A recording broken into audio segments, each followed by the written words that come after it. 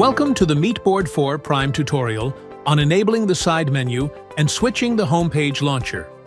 After setup, you will enter the Google homepage. To keep the side menu always visible, go to Settings,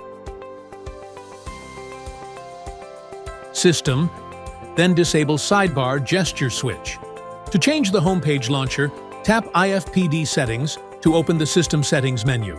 Scroll down to Advanced Settings and set a 6-digit password, required for first-time access. Enter it again to confirm. Select Homepage Mode, then choose Standard. Tap Side Menu, press Home, and your homepage launcher is updated. That's it!